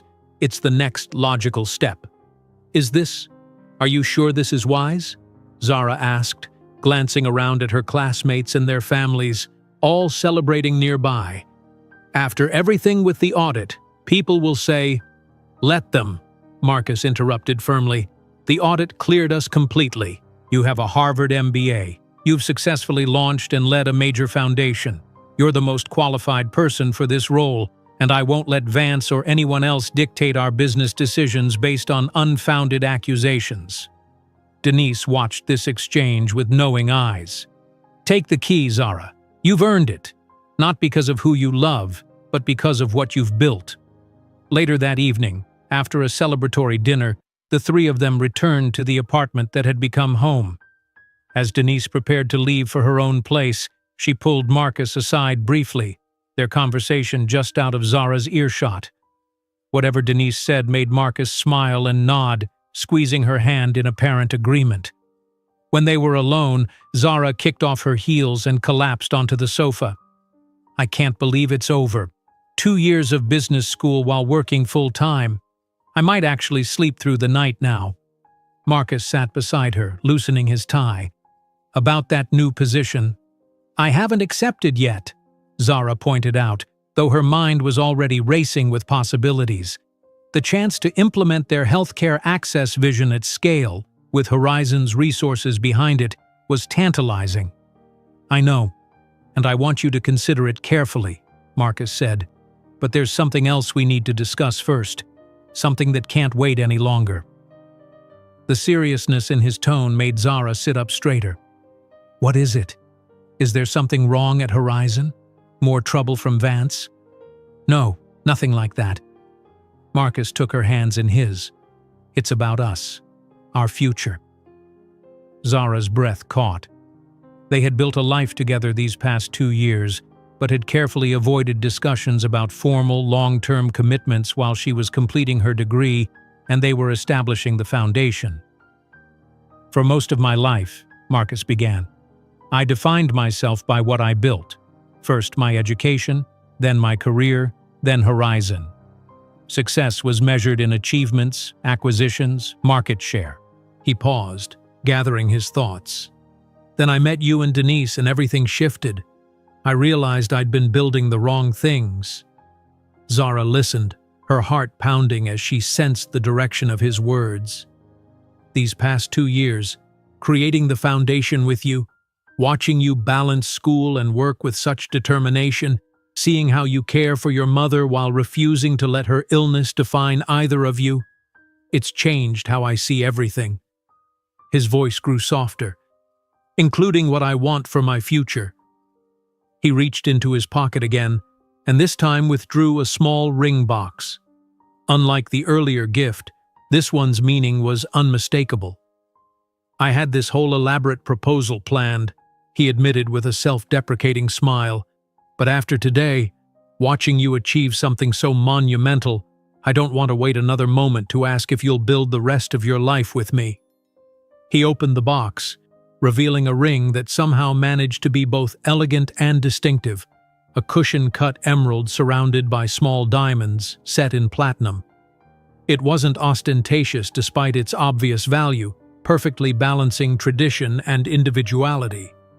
"Zara Johnson," Marcus said, his voice steady despite the emotion in his eyes. "Will you marry me?" For a moment Zara couldn't speak. The journey from that rainy night to this moment flashed through her mind. All the struggles, triumphs, late-night strategy sessions, and quiet Sunday mornings that had woven their lives together. "Yes," she finally whispered, then more firmly, "Yes, absolutely yes." The ring slid onto her finger as if it had been made for her hand. Marcus pulled her into his arms, and their kiss held all the promise of the future they were committing to build together. When they finally broke apart, both slightly breathless, Zara laughed softly. "So that's what you and my mother were whispering about earlier?" "She knew I was planning to propose tonight," Marcus admitted. "She was telling me that your father would have approved." Tears pricked at Zara's eyes again. "That means everything." They spent the next hour talking about possibilities, where they might hold a wedding, whether it should be small or include the extended Horizon and Foundation families they'd built, how to balance their professional collaboration with their personal partnership. "About the new division," Zara said, finally circling back to his earlier offer. "I want to accept, but we need clear boundaries, separate reporting structures, transparent decision-making processes. I won't give anyone reason to question my qualifications or our ethics." Marcus nodded, understanding the importance of protecting both their professional integrity and personal relationship. "Already arranged. You'd report to the board's healthcare committee, not directly to me, and we'll establish an ethics oversight panel with independent members." Zara smiled, unsurprised that he had anticipated her concerns. "Then yes to that too. It's the perfect next step for what we've been building." Their engagement news spread quickly through their close circle, with Denise organizing an impromptu celebration at her community the following weekend. Seeing her mother so vibrant, surrounded by new friends and activities, reinforced for Zara how far they had all come from the desperate circumstances of 2 years ago. The professional announcement of Zara's new role at Horizon, however, generated more complex reactions. Business publications praised the strategic integration of social impact into Horizon's core operations. Industry analysts noted the potential market advantages of developing healthcare technology specifically for underserved populations. But social media buzzed with less charitable interpretations, questioning the propriety of the CEO's fiancé heading a major division. Zara had anticipated this scrutiny and met it head-on, giving interviews that focused on her qualifications and vision rather than defending her relationship with Marcus. She let her Harvard credentials, foundation accomplishments, and strategic plans speak for themselves. 3 weeks after the announcement, As Zara was settling into her new office on Horizon's executive floor, her assistant notified her that Gerald Vance was requesting a meeting. "Did he say what about?" Zara asked, surprised by the direct approach after months of behind-the-scenes maneuvering. "Just that it's a matter of mutual interest," her assistant reported. Curiosity outweighing caution, Zara agreed to see him. Vance arrived precisely on time, impeccably dressed as always, his expression revealing nothing. "Ms. Johnson," he greeted her, taking the offered seat across from her desk. "Or should I say, the future Mrs. Townsend? Congratulations are in order, it seems." "Thank you," Zara replied evenly. "Though I haven't decided about changing my name. What can I do for you, Mr. Vance?" He studied her for a moment, as if recalibrating his approach. "I'll be direct.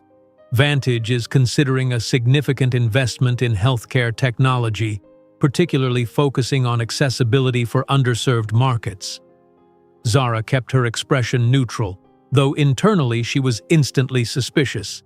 That's quite a departure from Vantage's typical acquisition strategy. "Markets evolve, so do companies." Vance leaned forward slightly. "We've been watching your foundation's work with interest. Your approach has merit." The reluctant admission surprised Zara more than anything else he could have said. "I'm glad you think so, but I still don't understand why you're here."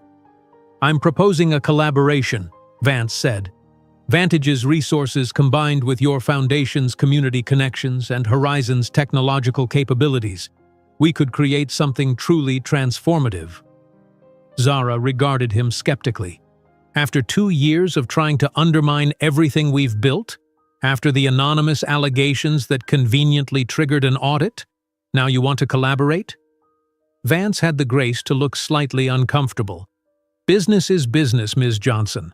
I saw Horizon's social initiatives as a waste of shareholder resources. I still believe most such programs are window dressing for PR purposes." "But not ours?" Zara challenged. "Your results are compelling," Vance admitted. "The diagnostic platform you've developed for rural clinics has genuine market potential beyond its social impact. It's innovative in ways I didn't initially appreciate." Zara sat back, processing this unexpected turn. "So this is a pure business decision? You see potential profit, not a sudden attack of conscience?" Vance smiled thinly. "I'll leave conscience to those better equipped for it. I recognize a market opportunity and a formidable competitor when I see one. Sometimes it's better to join forces than continue a costly opposition." The proposition was both flattering and concerning. A partnership with Vantage would bring substantial resources and accelerate their initiatives, but it could also compromise the Foundation's independence and values. "I'll need to discuss this with Marcus and our boards," Zara said carefully. "There would have to be very clear parameters around any collaboration." "Of course."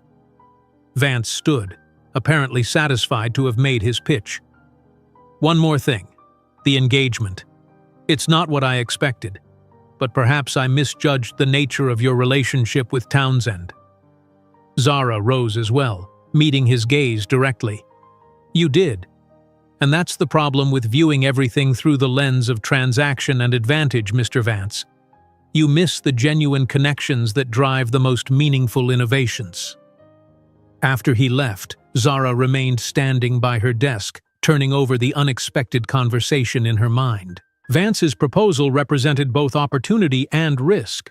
A potential ally with resources to advance their mission, but also a partner whose values fundamentally differed from their own. The dilemma perfectly encapsulated the complex terrain she now navigated, balancing idealism with pragmatism, mission with strategy, personal relationships with professional responsibilities.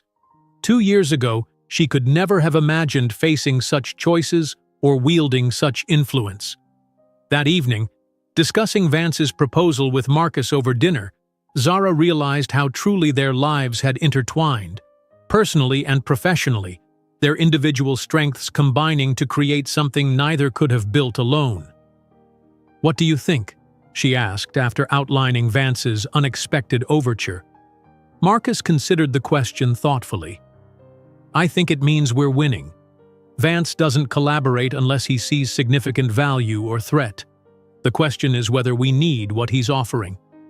The resources would accelerate our timeline, Zara acknowledged. But at what cost to our independence? Our vision? That's the calculation we need to make, Marcus said. But whatever we decide, we make the decision together, as partners in every sense. Zara smiled, the emerald on her finger catching the light as she reached for his hand. Partners. I like the sound of that. The decision about Vantage's proposed collaboration would have to wait. 3 days after Vance's visit, Denise was hospitalized with a severe lupus flare-up, her condition deteriorating rapidly despite the stable health she had maintained for months. Zara immediately put everything on hold, camping out at her mother's hospital bedside. Marcus rearranged his schedule to join her whenever possible, bringing food that went mostly uneaten and offering quiet support during the long hours of uncertainty. On the third night, as Denise slept fitfully, connected to various monitors and IV lines, Zara sat slumped in the visitor's chair, exhaustion etched into her face. Marcus entered quietly, bearing fresh coffee and a change of clothes for her. "Any change?" he asked softly, setting the items down. Zara shook her head. "The new medication isn't working as quickly as they hoped. Her kidneys are still showing signs of inflammation." She rubbed her eyes, which were red from fatigue and suppressed tears. "I should have been paying more attention. She was showing symptoms for weeks, but I was so wrapped up in the new division, the engagement." "This isn't your fault," Marcus said firmly, kneeling beside her chair. "Lupus is unpredictable. You know that better than anyone." "But I'm supposed to be her caretaker," Zara whispered. "I promised her father I'd always take care of her." The raw vulnerability in her voice broke Marcus's heart. Despite all her professional achievements and growing confidence, in this hospital room she was once again the young woman who had shouldered adult responsibilities far too early. "You have taken care of her," he assured her. "But you're her daughter, not her doctor, and she wouldn't want you blaming yourself." From the bed, Denise's weak voice startled them both. "He's right, baby. Stop that right now." Zara was instantly on her feet, moving to her mother's side. "Mom, how are you feeling?" "Like I've been hit by a truck," Denise admitted with a wan smile. "But I've been through worse." Her gaze shifted to Marcus. "Thank you for being here, for taking care of my girl." "We take care of each other," Marcus corrected gently. Denise nodded, then winced as the movement caused discomfort. "I need to talk to you both about what happens if—" "Don't," Zara interrupted, her voice tight with fear. "You're going to be fine. The doctors said once the new medication—" "Zara." Denise's tone, though weakened by illness, still carried the authority that had guided her daughter's life. "I'm not giving up, but we need to be practical. My condition is serious this time." She reached for Zara's hand, then Marcus's, bringing them together in her frail grasp. "Promise me you won't put your lives on hold if things go badly. The wedding, the foundation, all of it. It needs to continue." "Mom, please," Zara begged, tears now flowing freely. "Don't talk like this." "Like what? Like a mother who wants her daughter's happiness secured?" Denise managed a stronger smile. "I've had the joy of seeing you find your path, Zara. Finding love, creating something meaningful with your talents. That's more than many parents get." Marcus squeezed her hand gently. "We're not going anywhere, Denise, and neither are you. We have a wedding to plan, remember? You promised to help Zara find a dress that doesn't cost more than a car." The gentle reminder of their ongoing lives brought a genuine smile to Denise's face. "That's right, and I intend to keep that promise." She sighed, her brief energy waning. "But if I can't, promise me you'll celebrate life anyway. Both of you deserve that happiness." Before either could respond, a nurse entered to check Denise's vitals, and the conversation shifted to medical concerns. But the weight of Denise's words hung in the air, a sobering reminder of life's fragility even amid their recent triumphs. The next week was a roller coaster of hope and setback. Denise's condition would improve slightly, only to worsen again hours later. Specialists were consulted, treatment plans adjusted, but the underlying reality remained stark. Her immune system was attacking her kidneys with increasing aggression. Zara barely left the hospital, working remotely when she had to, and delegating everything possible. Marcus divided his time between running Horizon and supporting Zara, often holding virtual meetings from the hospital waiting room. 10 days into Denise's hospitalization, her primary doctor requested a meeting with Zara and Marcus. In a small consultation room, the physician laid out the situation with compassionate directness. "The current treatments aren't sufficient," she explained. "Your mother's kidneys are failing. She needs a transplant, and soon." Zara gripped Marcus's hand so tightly her knuckles went white. "How soon?" "Ideally, within the next month. We can maintain dialysis for a while, but given the complexity of her lupus, it's not a long-term solution." "I'll donate," Zara said immediately. "We must be compatible. We're family." The doctor hesitated. "We'll test you, of course. But lupus has a genetic component, which means you could be at risk yourself someday.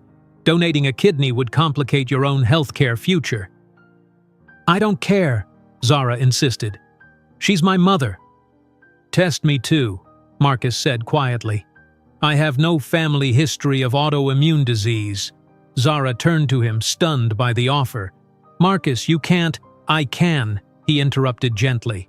"And I will, if I'm compatible." The doctor agreed to arrange testing for both of them, though she cautioned that finding a match was just the first hurdle. The transplant process was complex, requiring extensive preparation and carrying significant risks for both donor and recipient. As they left the consultation room, Zara pulled Marcus into an empty waiting area. "You don't have to do this," she said, her voice raw with emotion. "Donating a kidney is a major surgery, with lifelong implications. You're the CEO of a billion-dollar company." "And Denise is the mother of the woman I love," Marcus replied simply. "The woman who welcomed me into her family when I had none of my own. There's no decision to make here, Zara." Tears welled in her eyes again. It seemed she had cried more in the past 10 days than in years. "I don't know what I did to deserve you." "You existed," Marcus said, brushing away a tear from her cheek. "That's always been enough." The compatibility testing took 3 anxious days. When the results came back, they delivered both relief and complication. Zara was not a suitable donor match for her mother, but Marcus was. "It's actually not uncommon for non-relatives to be better matches than family members," the transplant coordinator explained during their follow-up consultation. "If you're both certain about proceeding, we'll begin the comprehensive evaluation process for Marcus right away." That evening, after explaining the situation to Denise, who initially refused to consider accepting Marcus's kidney before finally relenting to her daughter's pleas, Zara and Marcus returned to their apartment for the first time in days. Both were emotionally and physically exhausted, the weight of decisions and uncertainties pressing down on them. As Zara mechanically sorted through accumulated mail, she came across an envelope bearing Vantage Corp's logo. Inside was a formal proposal for the collaboration Vance had discussed, along with a personal note. "Ms. Johnson, I was sorry to hear about your mother's health crisis. Regardless of our past differences, please know that Vantage's offer of partnership remains open. In fact, our healthcare division has pioneered several treatments for lupus complications that might benefit your mother. I would be happy to arrange a consultation with our research team. G. Vance." Zara handed the note to Marcus, who read it with raised eyebrows. "Is he actually offering help, or just using your mother's condition as leverage for the partnership?" "Probably both," Zara said wearily.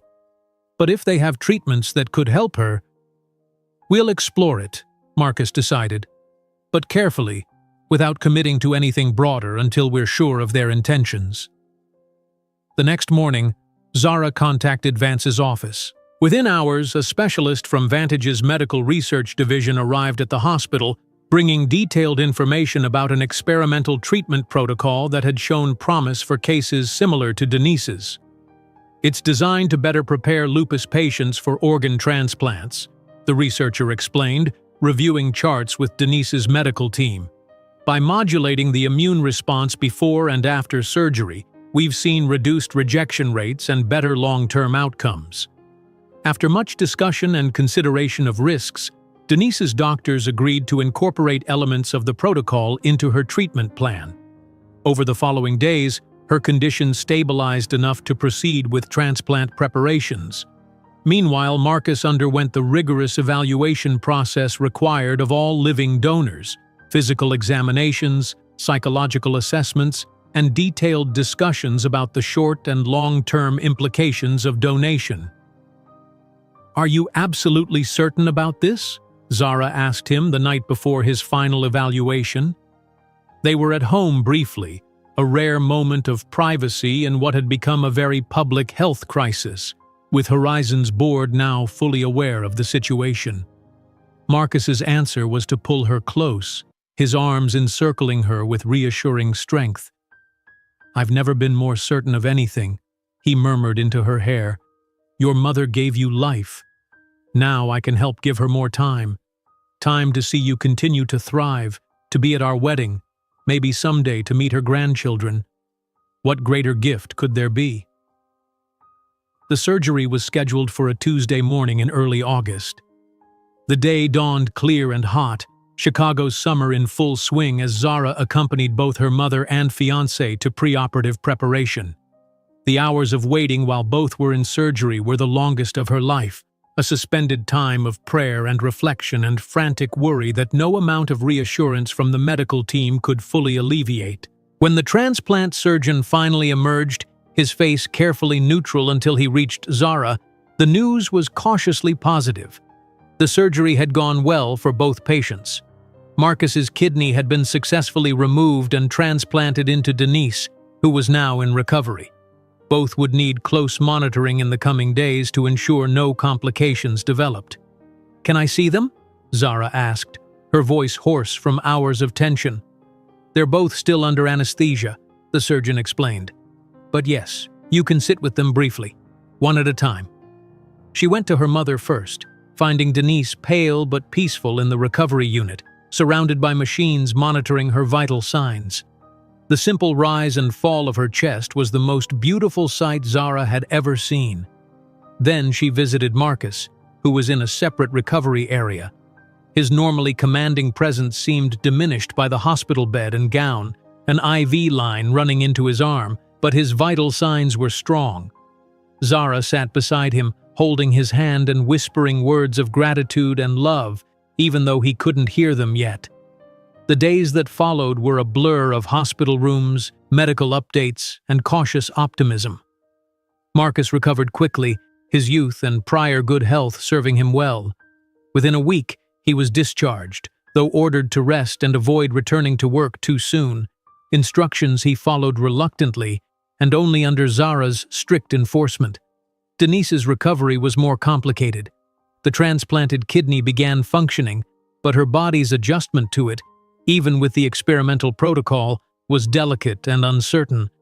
There were days of progress followed by concerning setbacks, moments when rejection seemed imminent before new medication adjustments would stabilize her condition again. 3 weeks after the surgery, as Denise finally showed consistent improvement, Zara found herself sitting in the hospital garden with Gerald Vance, who had requested a meeting to discuss the treatment protocol his company had provided. "The preliminary results are encouraging," he said, reviewing the data on his tablet. "Your mother's case will provide valuable insights for refining the approach for future patients." Zara studied him, still uncertain of his motivations despite the undeniable help Vantage had provided. "Why did you really offer this treatment? You could have used my mother's condition as leverage, demanded we accept your partnership proposal first." Vance was quiet for a moment, his usual corporate mask slipping to reveal something more contemplative. "Perhaps I've been reconsidering certain positions," he said finally. Watching Townsend donate an organ to your mother, it challenges some of my assumptions about your relationship, about his priorities. And about the value of what we're building, Zara pressed. That remains to be seen, Vance replied, his pragmatic nature reasserting itself. But I'm willing to explore it without the antagonism that has characterized our previous interactions. He extended his hand. A fresh start, Ms. Johnson? Zara hesitated, then accepted the handshake. A cautious one, Mr. Vance. As summer transitioned to fall, all three of them continued healing, physically and emotionally. Denise was eventually discharged, though she required regular follow-up appointments and a careful regimen of anti-rejection medications. Marcus returned to Horizon, where the board had gained new respect for his personal integrity, making the battles over company direction somewhat less contentious. Zara divided her time between the Healthcare Innovation Division, the Foundation, and supporting both her mother and Marcus through their ongoing recovery.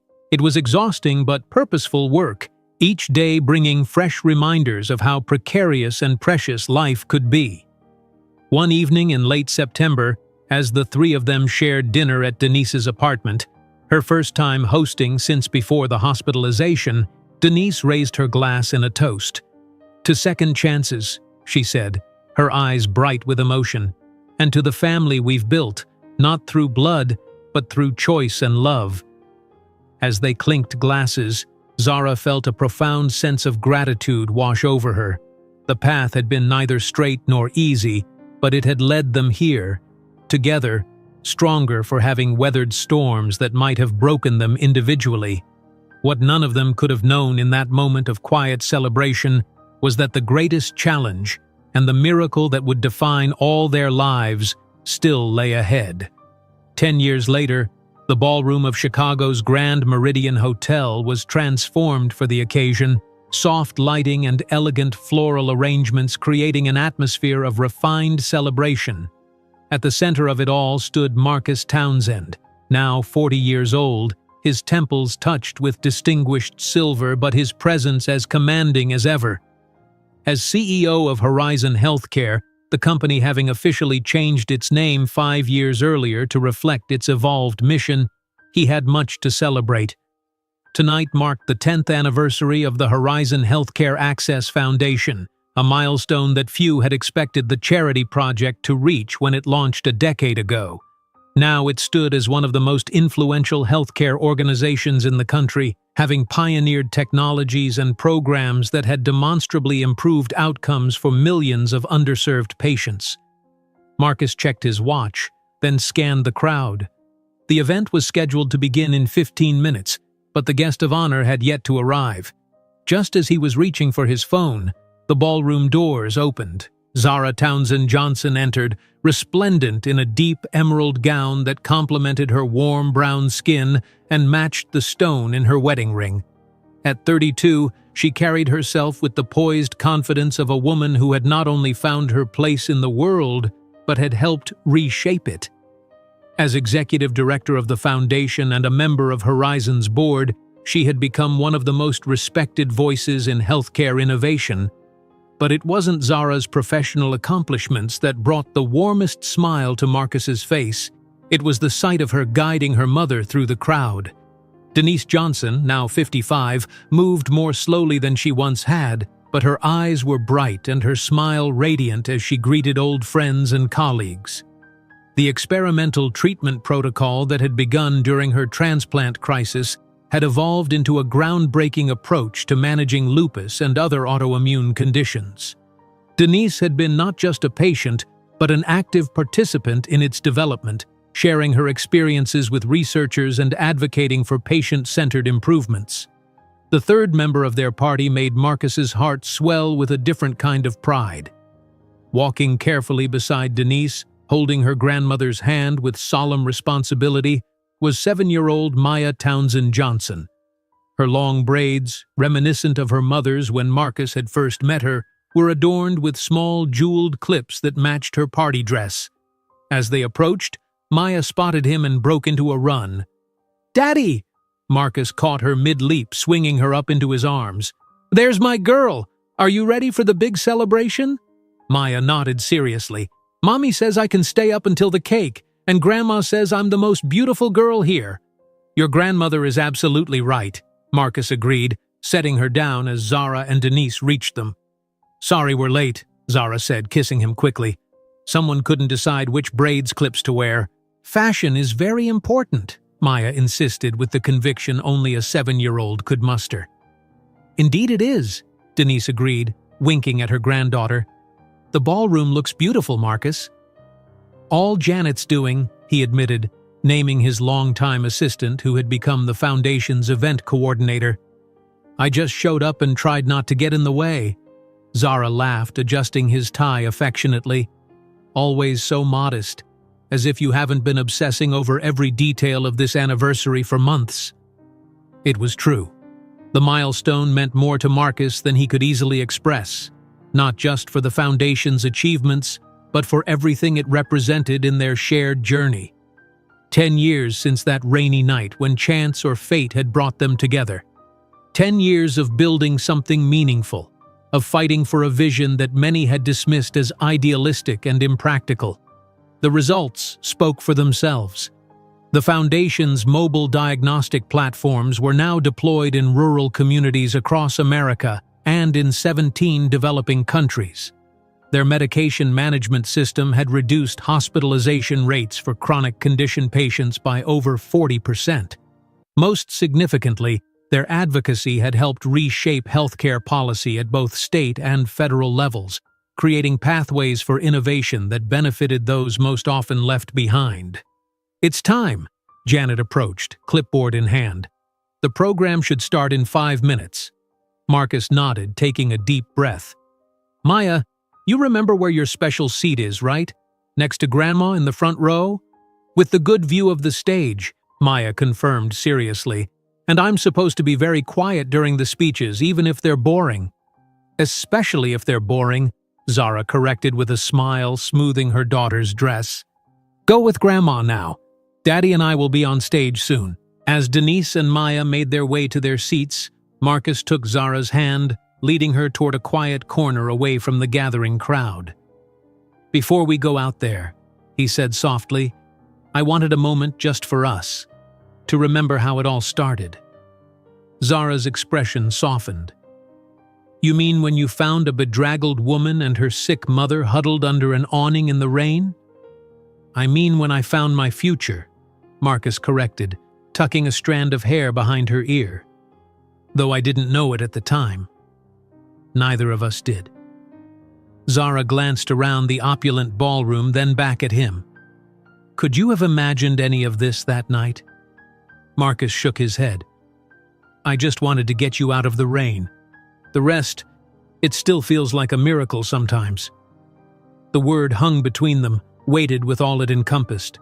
Denise's survival and recovery, their marriage 3 years after that rainy night, the Foundation's growth from ambitious concept to influential reality, and perhaps most miraculous of all, Maya's birth. The doctors had warned them that pregnancy would be high risk for Zara, given her family history of lupus. They had considered other paths to parenthood, but ultimately decided to try with careful medical monitoring throughout. The pregnancy had been difficult, with Zara on bed rest for the final trimester, but Maya had arrived healthy and perfect, their greatest collaboration. "We should join the others," Zara said, though she made no move to leave their quiet corner. "Gerald will be wondering where we are." The mention of Gerald Vance brought a wry smile to Marcus's face. The former adversary had become an unlikely ally over the years, his initial tentative collaboration with the Foundation evolving into genuine partnership. Vantage's resources had accelerated their work, while the Foundation's approach had gradually influenced Vantage's corporate culture. Gerald himself had undergone something of a transformation, becoming an advocate for what he now called strategic philanthropy, social impact initiatives that generated both humanitarian and business value. "He can wait another minute," Marcus said, drawing Zara closer. 10 years, Zara. Sometimes I still can't believe how much has changed." "And how much hasn't," she countered, her eyes holding his. "We're still the same people at our core, still fighting for the same things we believed in then." Marcus nodded, thinking of the many battles they had fought together: corporate boardrooms, regulatory agencies, entrenched systems resistant to change. There had been victories and setbacks, moments of vindication and times of painful compromise. Throughout it all, their partnership had remained the constant, each strengthening the other when challenges seemed insurmountable. "I have something for you," he said, reaching into his jacket pocket. "An anniversary gift. Not for the Foundation, but for us." He withdrew a small velvet box, similar to the one that had held her engagement ring years ago. Inside was a pendant, an emerald that matched her ring, surrounded by small diamonds in a pattern that resembled a starburst. "It's beautiful," Zara breathed as he fastened it around her neck. "Look closer," Marcus urged. Zara held the pendant up, noticing for the first time the tiny inscription on the back, coordinates and a date. The corner of Michigan and 43rd, she realized. The spot where we met, and the date. 10 years ago today, Marcus confirmed, the night that changed everything. Tears shimmered in Zara's eyes. "You sentimental fool," she said fondly. "I thought CEOs were supposed to be ruthless pragmatists." "Only the boring ones," Marcus replied, kissing her softly. Their moment was interrupted by Janet, looking slightly frantic. "There you are. Everyone's seated and the mayor is getting restless." They followed her to the side of the stage, where they could hear Gerald Vance delivering opening remarks. Through a gap in the curtains, Zara could see the audience: healthcare professionals, community partners, foundation staff, corporate allies, and government officials. In the front row, Maya sat between Denise and Stephen, Marcus's longtime friend who had become the Foundation's research director. "And so it gives me great pleasure to introduce the visionaries behind the Horizon Healthcare Access Foundation," Gerald was saying. "Two people who have redefined what's possible at the intersection of technology, business, and social impact. Please welcome Marcus Townsend and Zara Townsend Johnson." As they walked onto the stage hand in hand, the applause was thunderous. Maya stood on her chair, clapping with exaggerated enthusiasm until Denise gently pulled her back down. Marcus stepped to the microphone first. "Thank you, Gerald. And thank you all for being here tonight to celebrate not just an anniversary, but a movement. 10 years ago, the Foundation began with a simple belief: that healthcare innovation should serve everyone, not just those with resources and access." He gestured to Zara, who joined him at the podium. But the real story started even earlier, on a rainy night much like tonight, when chance brought me face to face with the woman who would change not only my life but the direction of Horizon itself. Zara took over seamlessly, their practiced public speaking dynamic apparent.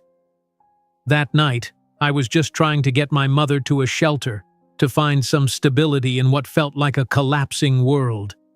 I couldn't have imagined standing here a decade later, celebrating what we've built together." Their speech continued, highlighting key milestones and acknowledging the many contributors to the Foundation's success. They shared stories of lives changed by their programs, technologies developed against conventional wisdom, and policy victories that had seemed impossible early on. As they spoke, Marcus found his gaze repeatedly drawn to the front row, to Denise, healthy and vibrant despite the challenges her body had faced, to Maya, their miracle child who represented all they hoped to build for the future, to the extended family of colleagues and allies who had become integral to their journey. "The work is far from finished," Zara concluded, her voice strong with conviction. "Healthcare equity remains an aspiration rather than a reality for too many. But tonight, we celebrate how far we've come and recommit to the path ahead." Marcus stepped forward for the final words. 10 years ago, a simple act of kindness, offering shelter from a storm, set in motion events none of us could have predicted. It reminds us that change begins with human connection, with seeing each other not as statistics or abstractions, but as people deserving dignity and care. He raised his glass for the toast they had planned, to the next 10 years, to work that matters, and to the belief that sometimes the greatest innovations come from the most unexpected encounters. The audience rose in a standing ovation. Maya broke free from Denise's hold and ran onto the stage, unable to contain her excitement any longer. Marcus scooped her up, and Zara wrapped an arm around them both as cameras flashed, capturing the moment. Later, as the formal program gave way to dinner and conversation, Marcus found himself standing with Denise at the edge of the dance floor, watching Zara twirl Maya in an impromptu dance. "She looks just like Zara did at that age," Denise observed, her expression soft with memory. "Same determination, same joy. Same capacity to change someone's entire world," Marcus added quietly. Denise turned to him, her eyes knowing. "That rainy night, you could have driven past us. Most people would have." "I've thought about that often," Marcus admitted. "What if I had been running late? What if I'd taken a different route home? All the small decisions that led to that moment." "I don't believe it was just chance," Denise said with the quiet certainty that had sustained her through years of illness and uncertainty. "Some connections are meant to be. You three—" She nodded toward Zara and Maya, now joined by Gerald Vance's granddaughter in their dance. "You were always supposed to find each other." Marcus wasn't sure he shared Denise's spiritual certainty, but he couldn't deny the sense of rightness in how their lives had interwoven. Whether by divine design or fortunate accident, that rainy encounter had led to this moment, to family and purpose and work that mattered deeply. Zara approached, slightly breathless from dancing, Maya following close behind. "What are you two conspiring about over here?" "The past, the future, the nature of destiny," Marcus replied with a smile. "The usual light cocktail conversation." Maya tugged at his hand. "Daddy, it's almost time for cake. You promised to help me get the first piece." "So I did," Marcus agreed, allowing himself to be pulled toward the dessert table by his daughter's insistent hand. As the evening wound down, the four of them, Marcus, Zara, Denise, and Maya, found themselves alone in a quiet corner of the ballroom. The formal celebrations were over, most guests departed, the space now being dismantled by efficient staff. 10 years, Zara mused, leaning against Marcus's shoulder, Maya drowsing in her lap despite her earlier determination to stay awake. "Sometimes it feels like yesterday, and sometimes it feels like another lifetime." "Both are true, I think," Denise said. "The people we were that night? We've grown so much since then." Marcus nodded, his arm around Zara, his free hand resting lightly on his sleeping daughter's head. "And we have so much more growing to do." The future stretched before them, full of possibilities both professional and personal. The Foundation's next decade promised new challenges and opportunities. Maya would grow up, developing her own dreams and passions. Their family would continue evolving, facing whatever joys and sorrows life presented. But whatever came next, Marcus knew with bone-deep certainty that the decision he'd made that rainy night, to pull over, to offer help to strangers in need, had been the most important of his life. Not because of what he had given, but because of what he had received. A family, a purpose, a home in the truest sense of the word. As they gathered their things to leave, Maya stirred sleepily in Zara's arms. "Did we celebrate good, Mommy?" "We celebrated very well," Zara assured her, smoothing her daughter's braids. "And you know what? We have many more celebrations ahead of us." Marcus exchanged a glance with Denise over Zara's head, both of them silently acknowledging the journey that had brought them here, the struggles and triumphs, the fears and hopes, the small daily choices, and the life-altering decisions. 10 years from a chance encounter to this moment. 10 years of building something that mattered, together. If that wasn't a miracle, Marcus didn't know what was. Outside the hotel, the night sky was clear, stars visible despite the city lights. As the valet brought their car around, Marcus looked up at those distant points of light and felt a profound gratitude wash over him. For the rain that had fallen a decade ago. For the woman beside him who had changed his definition of success. For the child sleeping in her arms who represented their shared future. For the older woman who had welcomed him into her family with open arms. Some might call it coincidence, others destiny. Marcus simply called it the most extraordinary fortune of his life, finding family and purpose in the most unexpected place, on the most ordinary of rainy nights. As they drove home through the sleeping city, Marcus reached for Zara's hand, their fingers intertwining with the familiar comfort of long partnership. Whatever challenges tomorrow might bring, they would face them together. The CEO, the young woman with braids, and the family they had built from a single act of kindness on a rain-soaked Chicago street. If you enjoyed today's video, I'm sure you'll love the next one. Don't waste time. Just click on the screen.